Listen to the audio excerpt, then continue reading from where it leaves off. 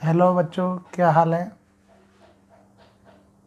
जो बच्चे पूरे साल किसी कारण से नहीं पढ़ पाए हैं, कोई बीमारी के कारण हो सकता है, कुछ भी हो सकता है, पूरे साल जो नहीं पढ़ पाए, उनके लिए HBSC में जो डेफिनेट 6 मार्क्स से क्वेश्चन आते हैं, डेफिनेट है, पक्का आपको वही क्वेश्चन आएंगे। तो ये 24 मार्क्स, क्योंकि आपके 4 क्वेश्चन आते हैं 6 मार्क्स के, तो 6 इंटू 4 कितना होगा, 24 मार्क्स। आज मैं आपको वो टॉपिक बताऊंगा, आप उन टॉपिकों की घर पे बैठ के तैयारी कीजिए। अगर फिर भी कोई डाउट मिलता है तो आप कमेंट बॉक्स में ज़रूर लिखें। इसके बाद मैं वीडियो 4 मार्क्स के अपलोड कर दूंगा, ठीक है। उसका 2 मार्क्स के क्वेश्चन जो आते हैं HBSC में वो अपलोड कर दूंगा, फिर 1 मार्क्स के क्वेश्चन का अपलोड, ठीक है। अब हम देखें 6 मार्क्स के क्वेश्चन जो टॉपिक हैं। पहले ये देखो कौन कौन चैप्टर से आते हैं। पहले चैप्टर देखिए चैप्टर 4 से, चैप्टर 4 का क्या नाम है आपका, डिटर्मिनेंट्स।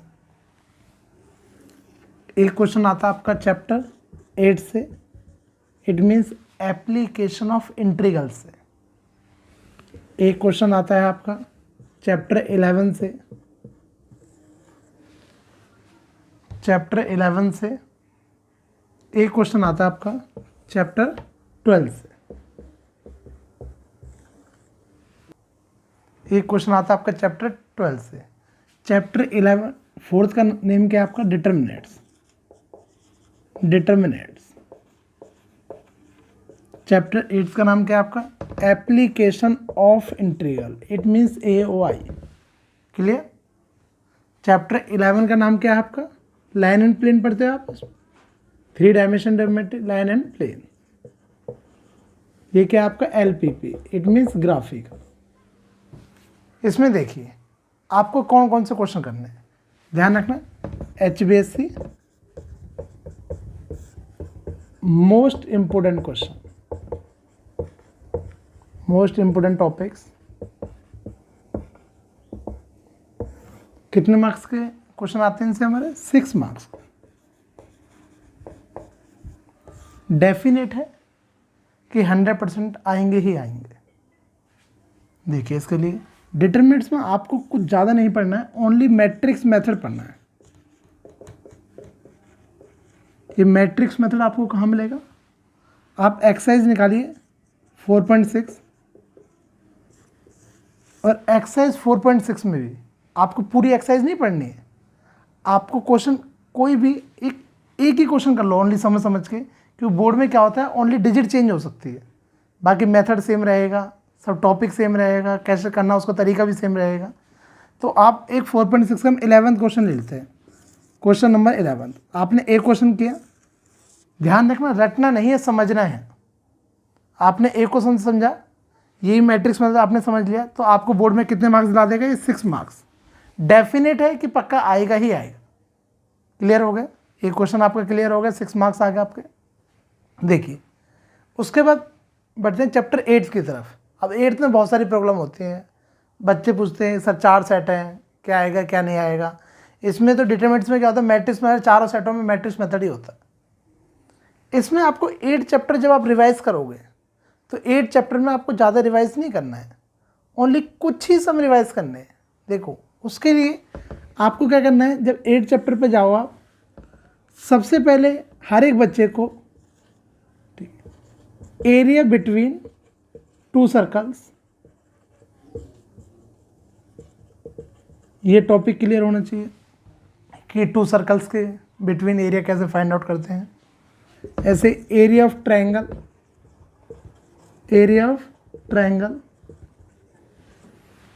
बाय यूजिंग इंटीग्रेशन, ये क्लियर बात सुन लेना, by using integration. Third, area of ellipse,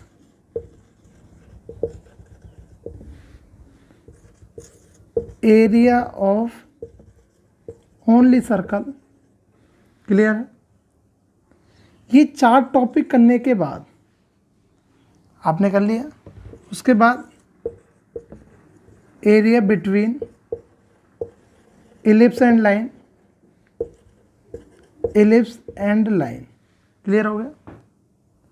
इसके बाद ये 5 टॉपिक आपने कर लिए।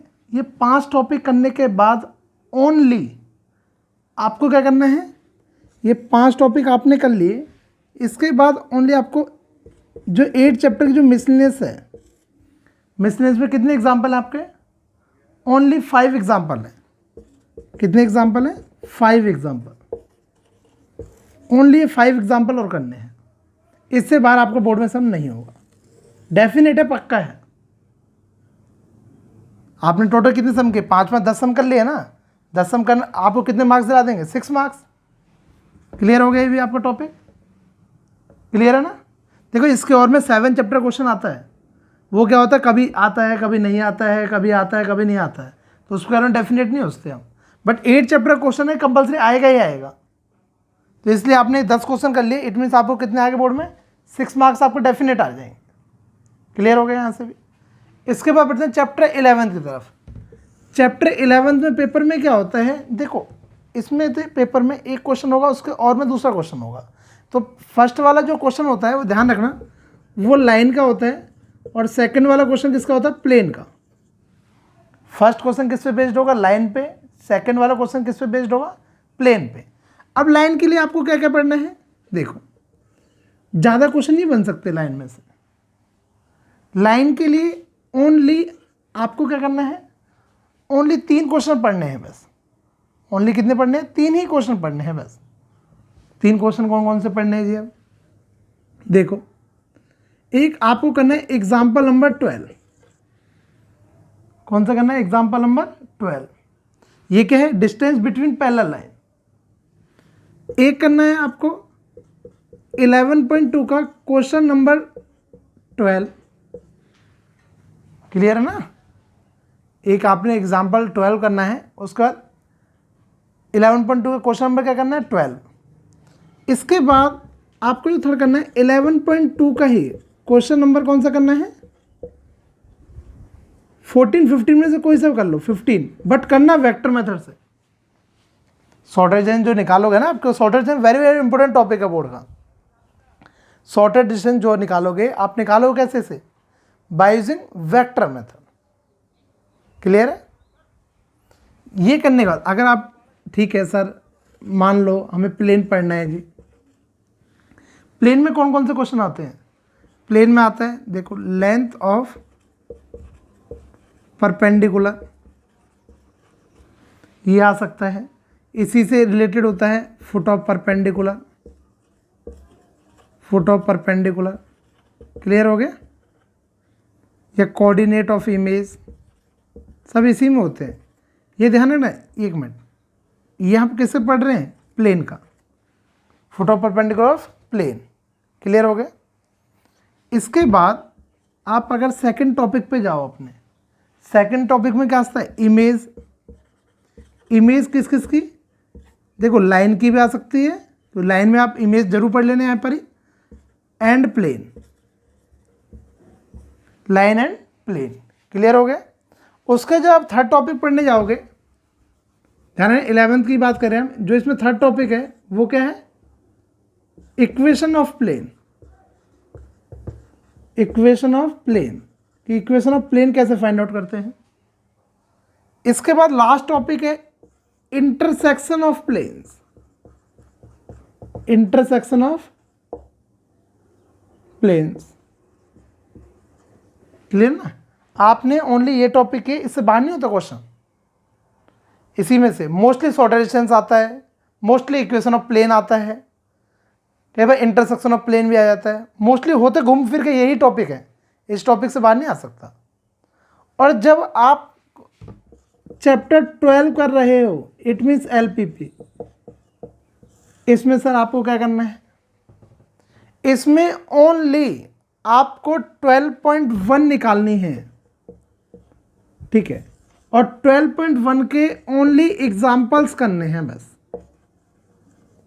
ओनली क्या करने हैं, एग्जाम्पल्स, वो भी समझ समझ के, बिल्कुल समझ के करने हैं एग्जाम्पल्स, कि ग्राफ कैसे ड्रॉ करते हैं, कैसे मिनिमम निकालते हैं, कैसे मैक्सिमम निकालते हैं।